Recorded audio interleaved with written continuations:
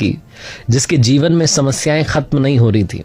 एक प्रॉब्लम जाती दूसरी आती, कभी घर में कोई बीमार रहता था, कभी कुछ हो रहा होता था, कभी जॉब में सैलरी नहीं बढ़ रही होती थी, जॉब अच्छी नहीं चल रही होती थी, बॉस गुस्सा कर रहा होता था। उसे लगता था कि मेरी लाइफ में बहुत सारी प्रॉब्लम्स हैं और मैं भगवान का इतना नाम लेता हूँ, इतना जप करता हूँ, इतना ध्यान करता हूँ, फिर भी भगवान मुझसे रूठे हुए क्यों हैं। वो हमेशा भगवान से शिकायत करता रहता था, कंप्लेंट मोड में रहता था। उसके आसपास के लोग उसे समझाते थे कि तुम इतना नाम लेते हो, इतनी भक्ति करते हो, तुम्हारी लाइफ में सब कुछ अच्छा हो जाएगा, चिंता क्यों करते हो। और वो लोगों से कहता था कि मैं इतनी पाठ पूजा करता हूं तब भी तो अच्छा नहीं हो रहा है, भगवान मेरी पुकार नहीं सुन रहे हैं। बहुत सारे लोग दिखते हैं मुझे आसपास जो कुछ भक्ति नहीं करते हैं, फिर भी उनकी लाइफ में बहुत अच्छा चल रहा है। तो मेरा इतना नाम लेने का भगवान का क्या फायदा अगर मेरे जीवन से समस्याएं नहीं जा रही। एक दिन उसकी जॉब में बात बनी नहीं थी, उसे नौकरी से निकाल दिया गया था। घर पहुंचा शाम में तो भगवान के सामने आधे घंटे तक बैठा रहा, ध्यान किया, पाठ पूजा की, बोला कि आज आप स्वप्न में पधारिए और मुझसे बात करिए, मुझे समझाइए, सिखाइए कि आगे का रास्ता क्या है। कमाल की बात ये रही कि जब वो सोने गया, जब उसे सपना आया तो सपने में वाकई भगवान ने दर्शन दिए। और जैसे ही भगवान आया उसने जो भर करके अपनी बातें रखी हुई थी, समस्याएं रखी हुई थी, सारी रख दी कि मैं इतना नाम लेता हूं, आपने मुझे परेशान कर रखा है, इस नादान भक्त पर आपने इतनी जो है परेशानियां डाल दी हैं। भगवान ने कहा ये तो नियम है प्रकृति का, चलता रहता है, हानि लाभ तो सहना पड़ता है। उसने कहा नहीं, आप मेरे साथ क्यों कर रहे हैं, मैं बहुत परेशान हूं, मुझे तो समाधान दो, सोल्यूशन दो और अभी के अभी दो। तो कमाल की बात ये रही, भगवान ने कहा ठीक है, मेरा भक्त जो है नादानी कर रहा है, समझ नहीं रहा है, इस चक्र को नहीं समझ रहा। उन्होंने कहा ठीक है।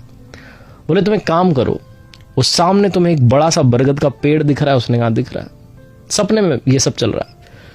तो भगवान ने अपने भक्त से कहा कि सुनो एक काम करो, एक पोटली बनाओ, जितनी प्रॉब्लम्स हैं सारी की सारी उसमें डाल दो, जितनी दुख हैं, जितनी समस्याएं सब उसमें डाल दो और जाकर के उस पोटली को उस पेड़ के वहां बांध करके आ जाओ। बहुत सारे लोगों ने वहां पोटलियां बांध रखी।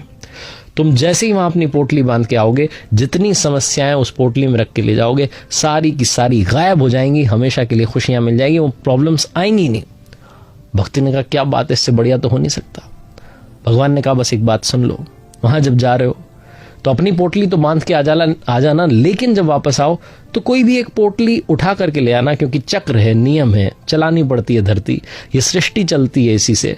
तुम्हें एक पोटली तो लानी पड़ेगी, कोई एक समस्या तो अपने जीवन में रखनी पड़ेगी। भक्त ने सोचा ठीक है, मेरे पास में इतनी सारी है कि तो लानी है। वो गया, जाकर ये पोटली बांधी, सारी समस्याएं वहां टांग करके आ गया और जब आने लगा तो उसे ध्यान आया, भगवान ने कहा था कि नियम फॉलो करना, शर्त का ध्यान रखना। उसने सबसे छोटी वाली पोटली देखी और जैसे ही छोटी वाली पोटली के पास में गया, उसे उठाने से पहले, उसे लेकर के आने से पहले उसके दिमाग में ख्याल आया कि कहीं कोई इसमें गंभीर बीमारी तो नहीं है, कोई ऐसी बीमारी तो नहीं है जो मुझे ही ले डूबेगी, मैं दुनिया छोड़ के चला जाऊंगा। दूसरी छोटी पोटली के पास में गया तो उससे सलाह कि इसमें कहीं ऐसा कुछ तो नहीं लिखा हुआ कि मेरे किसी अपने की डेथ हो जाएगी। फिर तीसरी पोटली के पास में गया तो ऐसा उसे लगा कि इस पोटली में कहीं ऐसी बीमारी तो नहीं है जो मेरे अपने को हो जाएगी और वो पूरे जीवन भर परेशान रहेगा। वो चिल्लाने लगा, कहने लगा भगवान ये कौन सी शर्त रख दी, मुझे समझ ही नहीं आ रहा है कौन सी पोटली लेनी चाहिए। भगवान प्रकटे और कहने लगे यही तो एक्सचेंज ऑफर है, तुम्हें लेना है तो ले लो, कोई भी एक छोटी पोटली लेके आ जाओ। उसने कहा नहीं, मेरी वाली ठीक है, जो समस्याएं उनको हैंडल कर लूंगा, उनसे लड़ना सीख लूंगा, उनके साथ जीना सीख लूंगा। ये छोटी सी कहानी बस यही मैसेज देती है कि लाइफ में अगर आपने प्रॉब्लम्स को हैंडल करना सीख लिया तो यही जीवन आपको खूबसूरत लगने लगता है। इस जीवन की छोटी मोटी समस्याएं आपको रोलर कोस्टर राइड लगने लगती हैं और आपको समझ में आता है कि अगर जीवन में आए हैं तो समस्याएं तो आएंगी, बस उनको याद करते रहना है ताकि हमें उन समस्याओं से लड़ने की ताकत मिलती रहे।